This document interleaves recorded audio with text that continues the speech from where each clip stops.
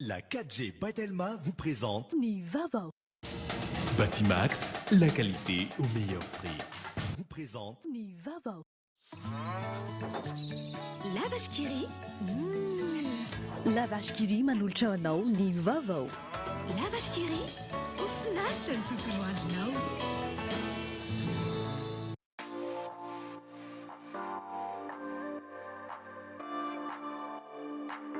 Luxor, le plaisir du confort. Nolotra anao ny fampalalam-baovao.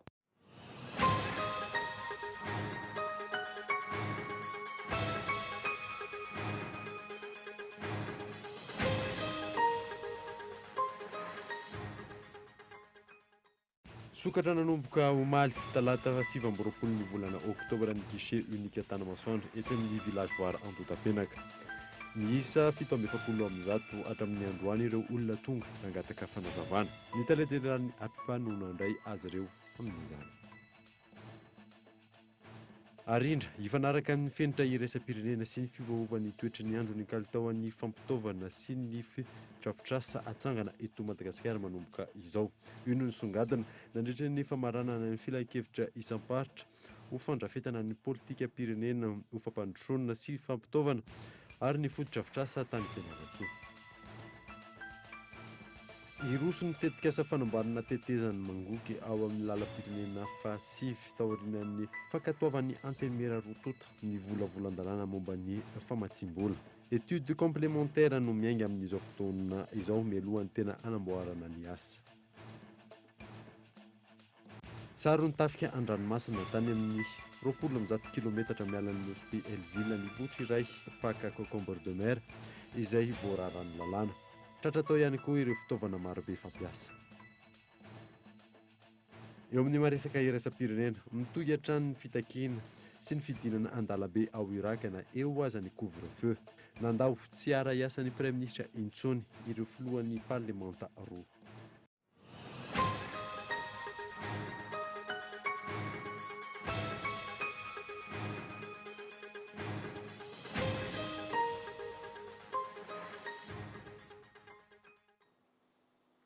Finaritra tompoko lahy sy tompoko vavy fotoana vaovao eto amin'ny Koly TV manazanao ary anaraka izany hatramin'ny farany. Nanombotsika ny vaovao nisokatra nanomboka omaly guichet unique Tanamasoandro etsy amin'ny village voara Antotapenaka. Miisa 770 hatramin'ny androany ireo olona tonga nangataka fanazavana. Ny tale jeneral'ny APIPA no mandray azy ireo amin'ny izany fanandina. Mba tsy isian'ny siosion-dresaka miteraka savorivory momba ny tetikasa Tanamasoandro, araka ny fanampanantenain'ny fanjakana, nisokatra nanomboka omaly talata 7 oktobra ny guichet unique Tanamasoandro etsy amin'ny village voara Antotapenaka. Ohatra izany izao dia manala ny olana ary manome fanazavana amin'ireo olona izay tsy mazava mila fanazavana dia anazavan'izay nataona eto. Betsaka fantaina napetraky ny olona eto dia mamaha izay olona izay. Voalohany aloha dia hoe tafiditra ny taninay sa ahoana dia fa misy plan ao dia tafiditra dia eo izy dia tena lizy koa mantsy izao avy amin'ireny le savorivory ireny dia rehefa tena resiny atony izy dia le olona tena tompon'le tany le tena concerné zany no tsy malala zay tokony alesy tsy malala momba ny taniny dia azavaina eto dia ny tompon-tany ny tonga eto mazava ho azy fa ny tsy tompon-tany dia tsy tonga. Isan'ny manitsitsika ny maro ihany koa ny mikasika ny fandoavana ny volana ny indemnisation ireo rehetra voakasika ny tetikasa tahaka izao ny fanazavana mikasika izany. Ny lalàna zany ny ordonnance d'expropriation dia manazava hoe par voie à l'amiable alohan'ny voalohany. Dia rehefa tsy mety iny zay vao mandeha ny par voie d'expropriation dia raha vita ny à l'amiable dia dia manao acte de vente dia avy amin'iny iny jerevana taratasy ka raha ohatra le olona zany complet ny taratasy amin'ny acte de vente dia tonga dia zay le fotoana menay hoe 4 andro aorianan'iny farafatarany dia efa 9 vola le olona. Ohatra moa par voie d'expropriation dia eo amin'ny efa bolana eo le izy zay vao mety vita.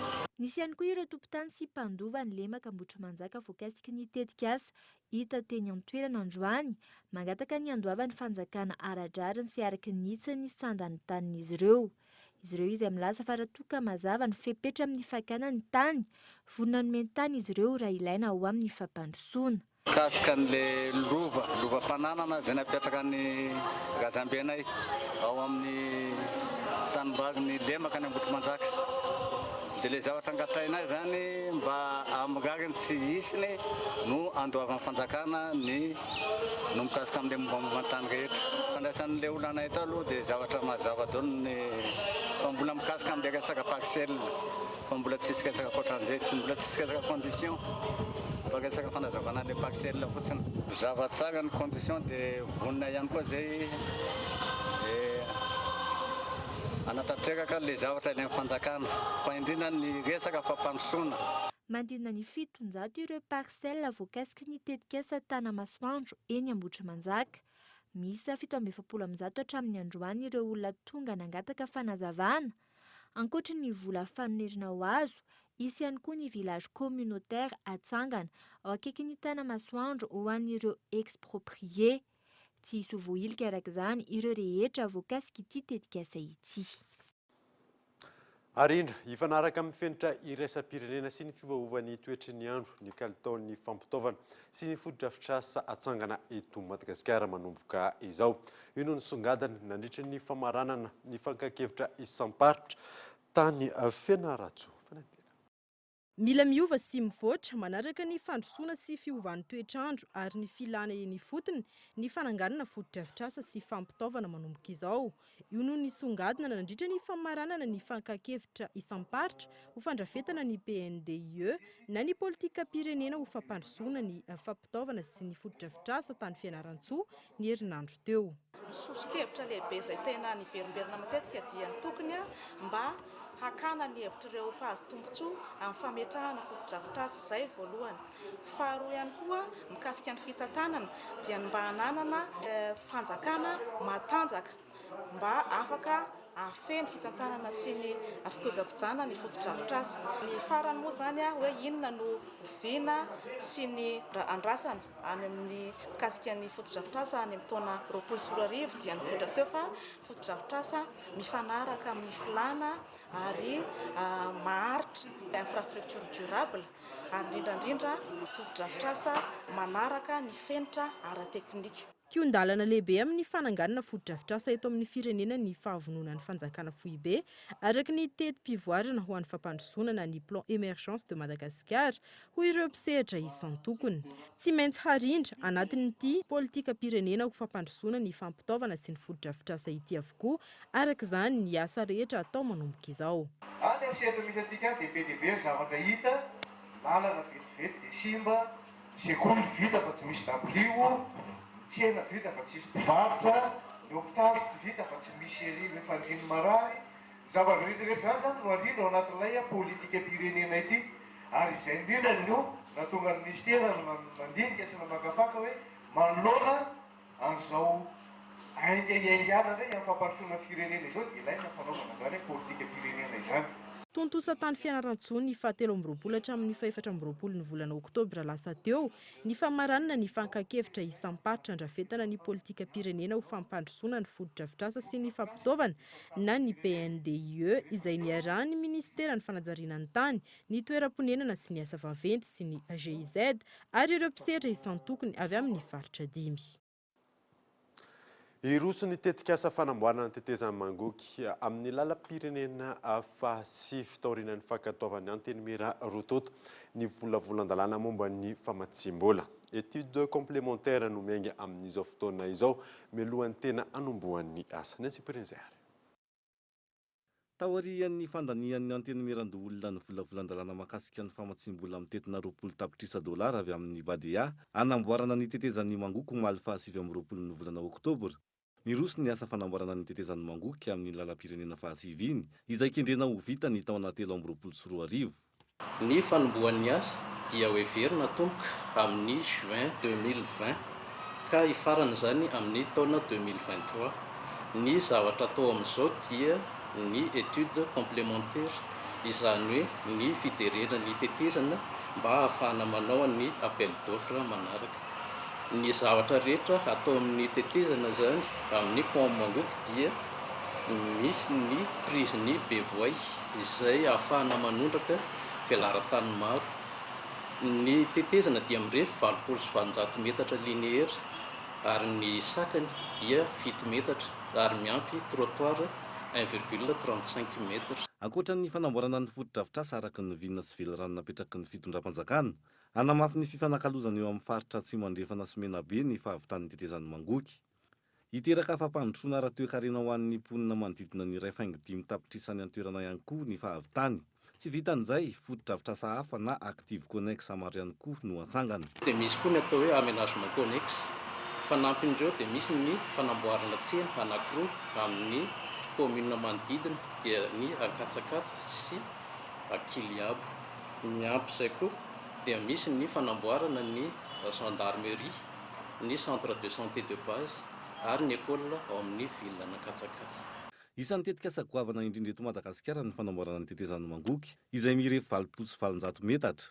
Mitotaly 420.20 tapitrisa dolara na 2.720 lavitrisa ariary ny volana tanterahana ny fanamboarana ny tetezan'ny Mangoky, miampy ireo fotodrafitrasa hafa na ny active connex, ka 20 tapitrisa dolara avy amin'ny padia toy izay ihany koa avy amin'ny fonds saoudien de développement, 10 tapitrisa dolara avy amin'ny fonds coétien de développement, 10 tapitrisa dolara ihany koa avy amin'ny OFID, ary 4.20 tapitrisa dolara avy amin'ny gouvernemanta malagasy. Fotoana tokony hivondrona ny vahoaka malagasy tsy vaky volo anohana ny mpitondra amin'ny fitakiana ny Îles et Barsa izao fotoana izao. Tsy ny mpitondra irery ihany ny tokony aneho ny fiandrianam-pirenena sy ny fitiavan-tanindrazana fa ny malagasy iray manontolo. Henri Florian. Taorinina namafisan'ny filohan'ny Repoblikan'i Madagasikara sy ny Premier Ministra lehiben'ny gouvernemanta ny amin'ny tsy maintsy hitakiana ny Îles et Barsa amin'ny alalan'ny fampiresahana manoloana ny fiandrianam-pirenena sy ny fiarovana ny tombotsoa-pirenena. Fotoana izao tokony hanambara ny vahoaka malagasy ny hery ho fanampiana ny mpitondra firenena amin'ny hamerina ireo nosy malagasy ireo. Anjarantsika vahoaka malagasy no manao ny adidy izay tokony fanandrifantsika satria andraikitra ambony ny fitondram-panjakana ny tarihan'ny filoham-pirenena no manao fampirarana rehetrarehetra anatin'ny fanajana ny résolution ny Nations Unies mba hafahana mamerina ny Îles et Barsa fa adiditsika vahoaka malagasy ihany koa nefany no mampiseho fiarahamientana amin'ny ireo mpitondra antsika zany mba nanany zareo ataontsika hoe herijika sy tanjaka ara-politika sy ara-moraly zany anohy an'izay fitakiana izay fa tsy zavatra mora mihitsy ny miandry antsika ka tokony eo zany mampiseho ny fihavanana sy ny fiarahamonina malagasy tsika anatin'ilay sotoavina izay misy atsika. Ilaina ny fiara-miasan'ny mpitondra malagasy amin'ireo firenena lehibe hafa mba ahafahana mamerina ireo nosy ireo raha ny fanazavana no entiny mpandinika ny fiainam-pirenena. Tonga amin'ny fotoana mila mirahina malagasy. Tsika manana fomba fiteny hoe zay be ny basy firaisankina no hery. Mila seho atsika amin'izao tontolo izao ankehitriny fa malagasy dia olona mirahina. Tsy jerevana firena politika na toko politika na izy na izy fa malagasy eto ny hevitra ampiasaina sy ny teny ampiasaina dia tokony iraitsika. Tsy mitovy ny diplomasia tany amin'ny taona 770 sy ny aty amin'ny 720 tsy mitovy ireo. Seva géopolitika zany zao miasa. Miasa ny tanjaka ny filoham-pirenena ankehitriny ahafahany azo anionosy io amin'ny fomba rehetrarehetra fa tsy maintsy tsika mitady cohésion diplomatique mba hatanjaka kokoa le hery satria rapport de force tsy maintsy hitranga amin'io. Misy ny rapport de force tsy maintsy miainga aty amin'ny vahoaka fa misy koa ny rapport de force diplomatique tena ilaina be zany raha hitaka antsika andeha ily malagasy atsika. Ankoatrany amin'ny tokony hanambaran'ny vahoaka malagasy ny hery ho fitakiana ireo nosy ireo hajoro mialohan'ny 20 novambra izao ny voamiara iombonana handinika momba ireo nosy et Barsa ireo. Niona tamin'ireo mpisehatra rehetra amin'ny fifidianana senita amin'ity androany ity fotoana izay niresahana manokana amin'ny fanomanana ny fifidianana kominaly manomboka androany ary farana ny 20 novambra izao ny fanaovan'ireo candidat soni ny teny iarana hanompo vahoaka. Henri Florian. Ny fahadimy volana novambra ho avy izao no isokatra amin'ny fomba ofisialy ny fampelezan-kevitra ho an'ny fifidianana ben'ny tanàna sy ny mpanolo-tsaina ny tanàna. Niona tamin'ireo mpisehatra rehetra amin'ny fifidianana na izany antoko politika, fiarahamonim-pirenena, rafim-panjakana, mpampahalala vaovao, ny teo anivony vaomiera maleo tena amin'ny sanany fifidianana androany. Fotoana izay niresahana manokana momba ny fifidianana be ny tanàna sy ny mpanolontsaina ny tanàna. Ary zany indrindra no antony vanim-potoana androany zany a zay efa fomba ny seny moa zany no misokatra amin'ireo le mpiara-miombonantoka zany hifanazavana amin'ny zavatra isan'ny tokony zany manodidina n'izany fampielezan-kevitra zany ary isan'ny zavatra hodinianao zany ny fampielezan-kevitra.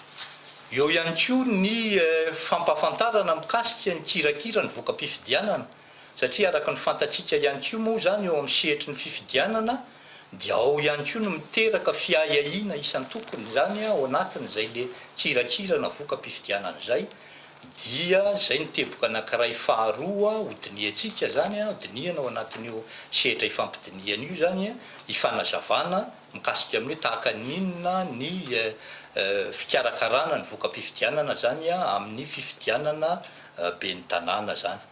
Anomboka amin'ny herinandro izao ny fanamparitana ireo bileta tokana ampiasaina mandritra ny fifidianana kominaly ity. Fa ny zavatra tokony fantatsika menakavy fotsiny zany dia manomboka ny fahavalon'ny volana novambra zany ny senia dia anomboka anao déploiement ny entana ary tokony ao anatin'ny bulletin unique zany fa fotsiny ny toerana zay alavitra indrindra zany no alefatsika mialoha dia ny faritra Antananarivo zany ny farany fa du 8 au 12 novembre zany ny senia manao an'izay le déploiement le entana zay zany tokony hiala eto amintsika izy.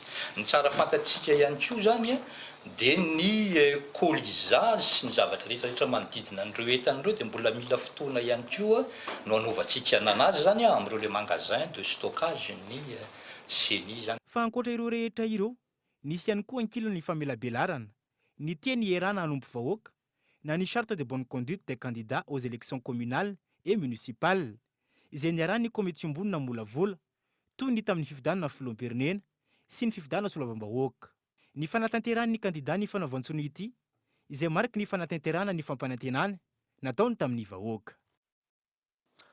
Fikambanana efatra no nanambara androany famanoana ny kandida be ny tanàna Antananarivo larana fa efatra Naina Andritsitoaina. Teny Analakely kosa no fonototsaina ny fidinana ifotsiny tamin'ity androany ity. Miantarandriana. Maro ireo resy lahatra fa ny kandida be ny tanàna eto Antananarivo larana fa efatra Naina Andritsitoaina no vahaolana ho an'ny tanàna Antananarivo. Androany fikambanana efatra no nanambara fa manoana tsy misy fepetra azy. Tambakery itambaran'ny Temasa, PNR, CCNR ary ny IFI manatambatra hery anankiray ho fanoanana ny kandida be ny tanàna Naina Andritsitoaina zany ampahafantarana indrindra ny vahoaka eto Arivo fa vonona ny association mba tena ampiseho fa ilaina ny fanoanana kandida vonona manana fahendrena manana traikefa tompony andraikitra mpandrara andrindrindra merina ny asiny Antananarivo. Matsapa izay hoe very tanteraka amin'izao fotoana izao ny asiny zany tanàna Antananarivo zany izay indrindra no nahatonga anay hanome tanana azy satria izay koa dia mpanaradian'ny filohan'ny rajelona ary indrindra matsapa izay hoe misy karazana atao hoe fanavaozana lehibe tokony atao amin'ny tanàna Antananarivo dia mila olom-baovao zany tanàna Antananarivo ary indrindra olona manana traikefa hanavao hanatsara an'izany tanàna Antananarivo zany. Teboka maro no antony io safidy io. Isan'izany ny fahavononan'ny kandida Naina Andritsitoaina ny ampandrosoana Antananarivo. Io dia manana viana sy fitiavana. Raha tsy manana fitiavana ianao ampandroso dia tsy zava-poana zavatra rehetrarehetra. Mety aminay fikambanana zany ny tanjony zay ho apetrany eto Antananarivo fanatsarana zay ho apetrany eto Antananarivo satria hitantsika fa mikorotana tanteraka Antananarivo maloto tsy milamina vonona tanteraka nefa izy manao fanamby anafitra sy andamana Antananarivo. Ny fanoanana ataonay dia tena any am-potony tanteraka satria Antananarivo dia kapitalina Madagasikara. Asongadiny olona rehetrarehetra avy any amin'ny faritra izay mipetraka eto Antananarivo fa andriamatoa Naina Andritsitoaina ihany ny olona afaka hanavitra ny Antananarivo ampiakatra ny lanjan'izany Antananarivo zany ho renivohitr'i Madagasikara. Vonona izay association hanoanana azy hatrany amin'ny farany. Nitoy tamin'ity androany ity ny fidinana ifotony no tanterahiny niaraka tamin'ireo fikambanana manoana azy ireo. Teto Analakely no nanatotosana izany ary nitoy teny Akorondrano sy ny manodidina tanjona ny enonan'ny etaetan'ny vahoaka fa ihany koa fijerenan'ny olona ny mponina ary ny hitondrana vahaolana manoloana izany itoy hatrany izao fitsidiana izao.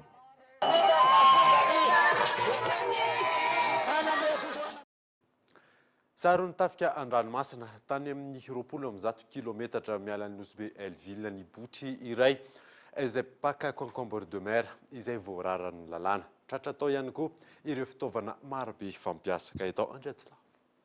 Dingadingana na concombre de mer rokoveta lehibe, compresseur iray, bouteille de plongée 10 jaquette 10 ary palme 8 losarona tamin'ireo mpaka nitsokosoko concombre de mer tao amin'ny ranomasina nelanelan'ny Nosy be sy Diago.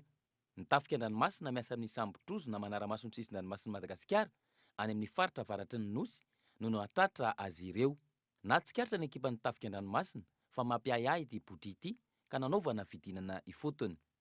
Tany amin'ilay faritra ranomasina ny antsointsika hoe Bandelevene izay ao avaratra ny rehefan'ny Madagasikara ao eo amin'ny 20 kilometatra miala ny Nosy be dia nahatazana avy lavitra botry anankiray mitarika lakopy dia rehefa nanantona ohatra ozy nanezaka ny nanantona ihany dia vao mainka nitsoaka ry zareo natao izay fomba rehetra na ahafahana nampijanona ny zareo tsy nety nijanona moa zareo dia tsy maintsy niafara tamin'ny dividanitra tir de semence na tir de semence ohatsika dia izay vao nijanona ilay botry fa ilay lakopy izay nitaritiny kosa dia tafaporitsaka ihany ary tsy nety nijanona fa nijanona moa io botry io dia nalefa ny ekipa ilay antsoina hoe équipe de visite niakatra teny amin'ny botry io dia nisava dia nahitana an'ireto fitaovana. Araka ny lalàna velona eto amin'ny tany sy ny firenena, voararany mitrandraka dingadingana na concombre de mer sy ny fampiasana ireo fitaovana nampiasainy ireo. Ireo fitaovana sarona izay napetraka ao amin'ny tafika an-dranomasina ao Nosy be mandritra ny fotoana anaovana ny tatitra amin'ny ambaratonga-pahefana ambony. Tonga eto amin'ny fotoana ny dokavarotra isika aorianan'izay andraisantsika vahiny izay avy ao amin'ny Fédération Malagasy ny Atletisme. Eo ihany koa nahitantsika mahakasika ireo lisitra mpilalao izay mivondrona amin'ny barean'ny Madagasikara izay mivoaka voaingana kely.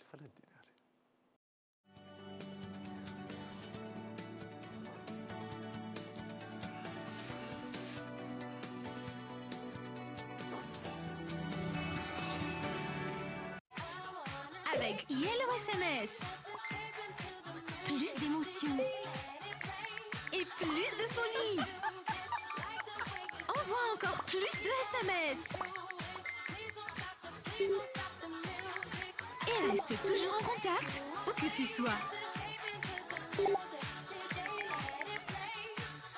Profite des 100 SMS Vertelma pour seulement 200 milliards par jour. Tape vite le dièse 322 étoile 62 dièse pour souscrire. Vertelma, Safitk numéro 1 Malagasy. Le CNAM Madagascar vous offre une possibilité d'acquérir un diplôme international qui vous ouvre les portes dans le monde. Formant les plus hauts placés des administrations, CNAM vous propose plus de 658 parcours niveau bac à bac plus 8. Réussir, apprendre, innover. Les formations que nous offrons répondent aux normes du marché mondial du travail. Alors qu'attendez-vous pour investir dans votre réussite ? Faites partie des plus grands et visez plus haut. Apprendre au CNAM change votre vie. Yes, le CNAM.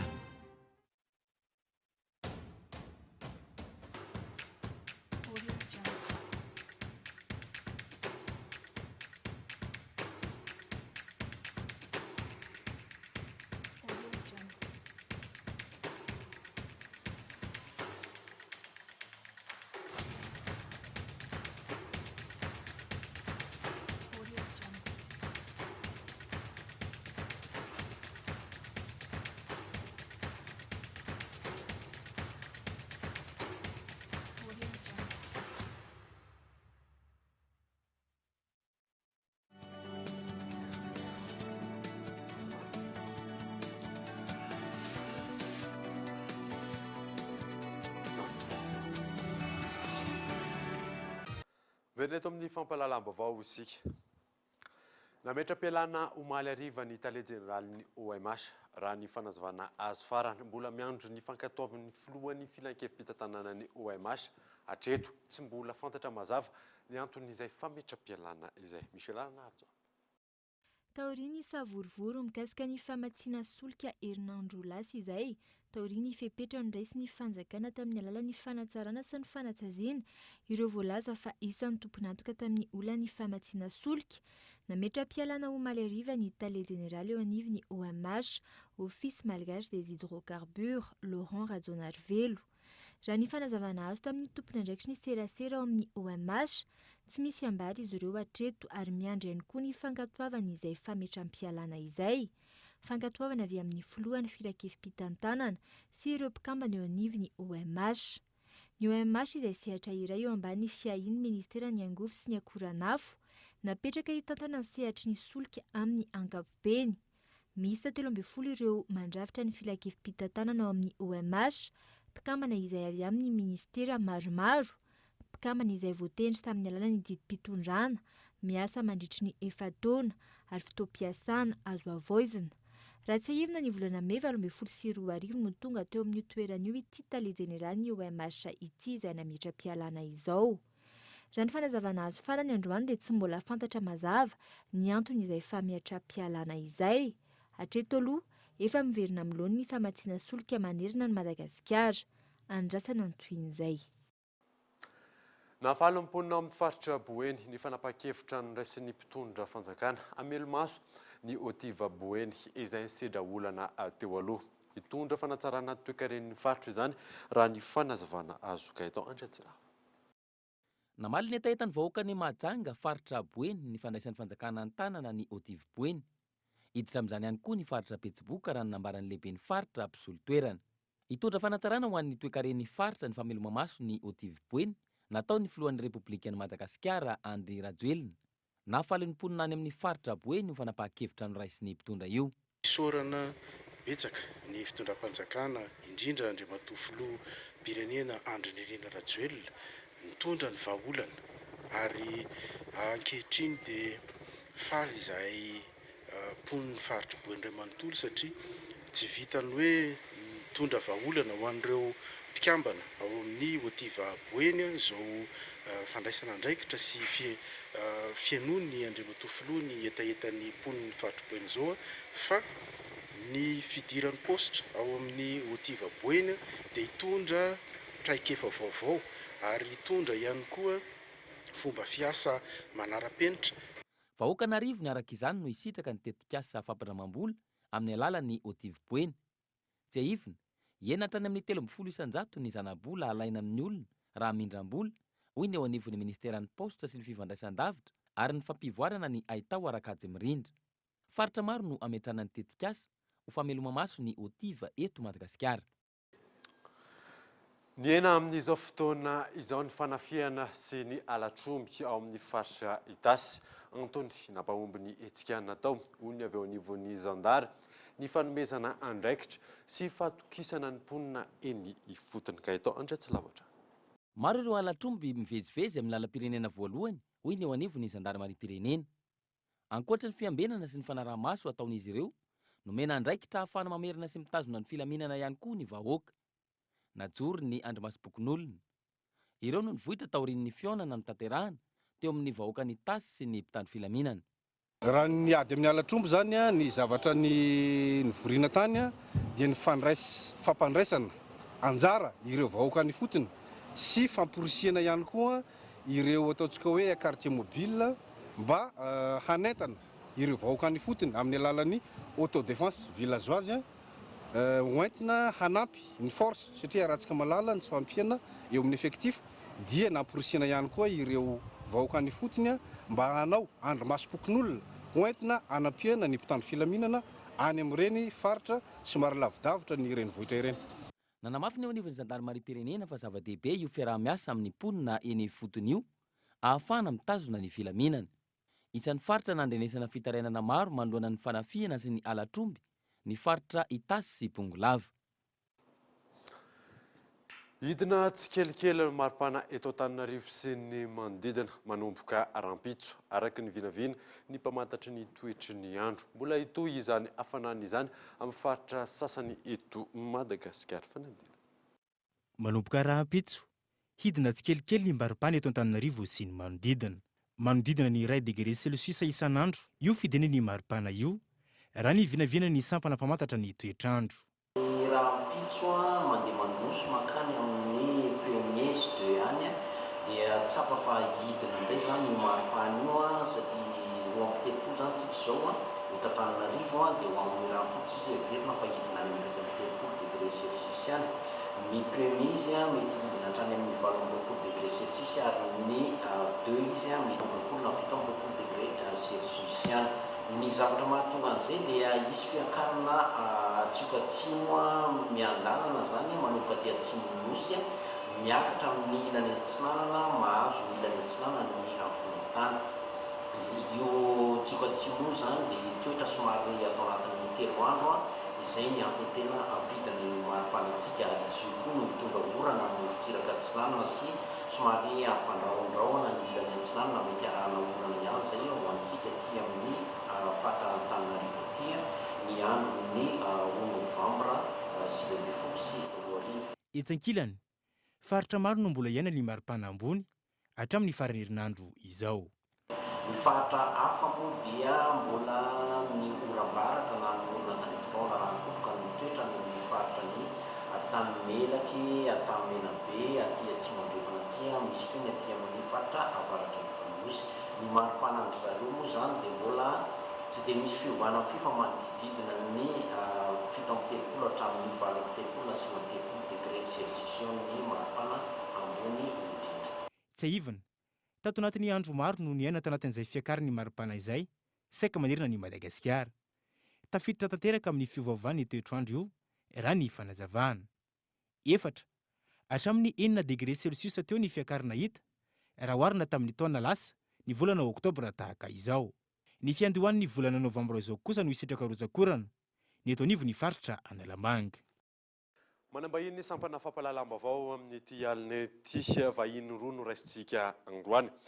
Tsy izy izany fa Ramatoa Julie B Mananjara izay sekretera jeneralin'ny Fédération Malagasy ny Atletisme. Eo ihany koa Ramsey Mahatana Jean de la Croix izay teknisianina avy eo anivon'ny Fédération Malagasy izay azakazaka atletisme izay. Miaraba anareo tonga eto amin'ny plateau-ny Cool TV amin'ny ity alina ity. Fantaniana apetrako voalohany hoe isy ny etsika izay karakarainareo avy amin'ny fédération afaka lazana misy koa hoe mahakasika izay etsika zay. Miaraba ny David ary miaraba koa ny mpijery ity fandaharana ity eto amin'ny Cool TV. Eny misy etsika tokoa iarahanay manao ny Fédération Malagasy ny Atletisme sy ny VIMA Vision Madagascar izay totosaina amin'ny zao 17 novembre ho avy zao dia ny marathon de Tana. Inona no azonao ambara mahakasika izay marathon de Tana zay? Izy io zany dia andiany fa 7 efa ela moa ny fiarahanay miasa miaraka amin'ny VIMA zay ary misy azakazaka anankitelo ny marathon dia ny foulée écolo ary ny marathons. Hitsika kely amin'ny lafiny teknika tsika mahakasika izay hoe azakazaka izay ny teny Ramatoa sekretera jeneraly teo hoe misy karazany telo ireo hoe marathon ireo. Afaka lazana izao misy kokoa hoe mahakasika an'ireo azakazaka ireo sy ny lalana andehanana. Ya, mbola mamerina fiarabananao namana David ary miaraba koa ny mpanaraka tsy tapaka ny fandarana Cool TV. Ny azakazaka izay tao moa amin'ny 17 novembre io dia marathon mazava ho azy 42 km 195 zay. Dia ny foulée écolo 10 km, dia ny marathons 1200 mètres zany hoe ao amin'ny stade Alarobina anaovana an'io. Fa ny tsara marina zany fa ity andiany fa 7 ity dia napetraky ny VIMA tanteraka teo amin'ny fikarakarana ny amin'ny ankapobeny ny Fédération Malagasy d'Athlétisme.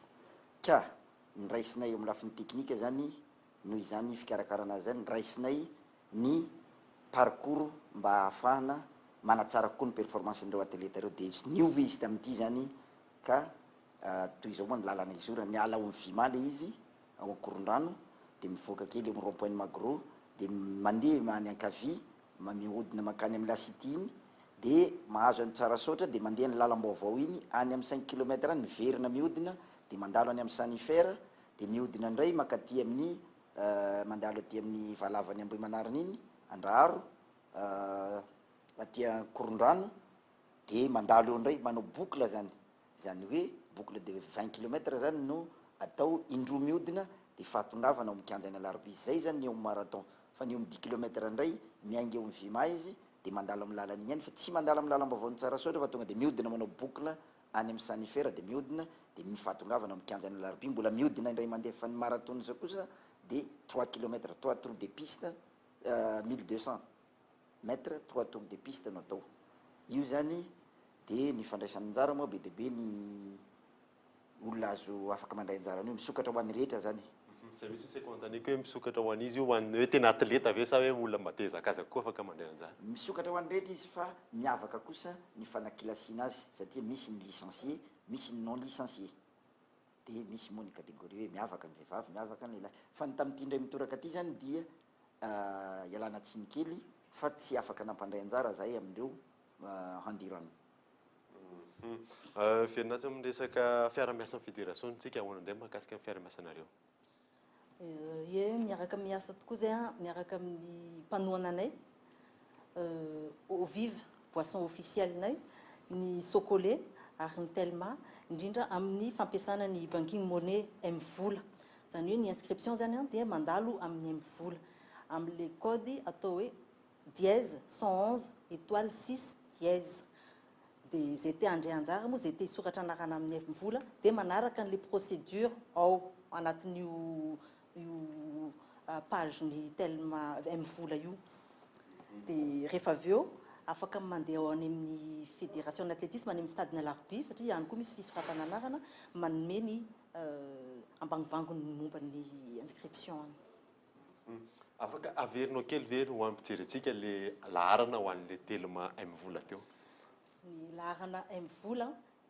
dièse 111 étoile 6 dièse rehefa mifara vita moa le procédure fisoratana anarana amin'ny mvola de mangataka code secret izy ivalidena le inscription dikan'izany a mazava ho azy fa olona manana compte mvola no afaka manao inscription mvola ny amaranantsika anazy ary alefa fanentanana na avao fédération na lafiny technique zany na avy amin'ny secrétaire général de manentana ny olona rehetra zay lina amin'ny azakazaka lavalava mba andray anjara amin'ity hetsika ity fa misy alavana maromaro 1 km 200 misy 10 km ary 42 km 195 de afaka mijery zay tiana atao mazava ho azy fa mila ihany koa certificat médical fa so de misy problème kely angasana ary nareo va inteto amin'ny sampana fampalala ambivoasy ny tondra mahakasika nyzay etsika karakarainareo zay zay ny amin'iny fa tontolon'ny baolina kitra ny ova endrika ny mbareny Madagasikara hiatrika ny fifanitsanany adina toerana amin'ny kanina 1 misy ireo najanona ary teo ihany koa ireo naverina Henri Florio mpilalao 4 no nantsony mpanazatra Nicolas Dupuy hiatrika ny fampifondronana ho fanomanana ny lalao ikatroana amin'ny Ethiopia ny 19 novambra izao etsy amin'ny kianjabe ny Mahamasina mpilalao misy 10 niatrika ny kana 7 tany Egypte no tsy nantsona intsony tao anatin'ity fampifondronana ity ahitana ny Leda, Mam Gervais, Debakely ary William Gros. Nisy ihany koa ankilan'ireo naverina toa ny Bakary Mario sy Gladinson. Akoatra izay, betsaka ny mpilalao avy eto an-toerana izay hita anatin'ny lisitra ny Barea de Madagascar. Miisa 4 izy ireo, ahitana ny Djuma, Nina, izay samy mpiandry Tsatobi avokoa, ary Théodin miampy ny Badio. Tahaka izao manaraka izao kosa, ny anaran'izy 4 mirahalahy hiatrika ity fampifondronana ity. Eo amin'ny mpiandry Tsatobi tena ny Melvin, Djuma, Nina. Eo amin'ny vodilarina indray kosa no ahitana ny Babasy, Thomas Fontaine, Romain Metanir, Jérémy Morel, Théodin, Mario Bakary ary Montbry. Ao anatin'ny irakiraka indray kosa no ahitana ny Ibrahim Amada, Marco Ilemaharitra, Dax, Abel Anissé, Ryan, Badio ary Kalouin. Eo amin'ny lohalarina indray kosa no ahitana ny Faneva Ima, Carolus, Paulin, Gladinson, Jean-Yves ary Boulide. Hanomboka ny 12 novambra izao ny fampifondronana ireo mpilalao hiatrika ny fanomanantena iona amin'ny Ethiopia ny 14 novambra izao etsy amin'ny kianjabe ny Mahamasina ity. Dia zay mamarina vaovao tamin'ity alina ity. Ankasitrana ianao nanaraka izany soa fa tsara atao tompoko.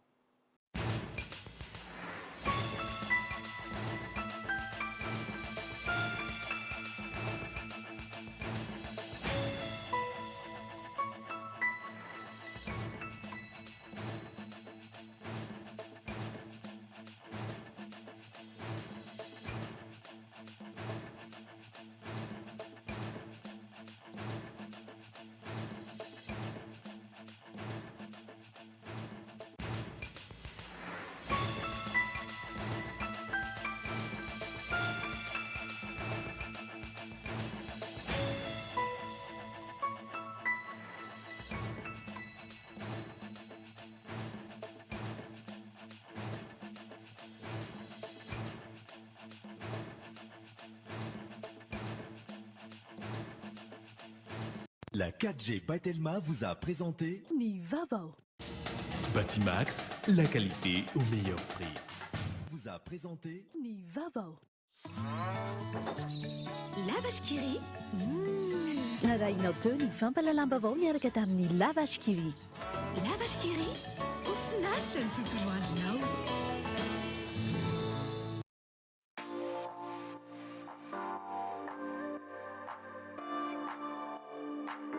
Luxor, le plaisir du confort. Nanolotra anao teo ny fampalalamba vao.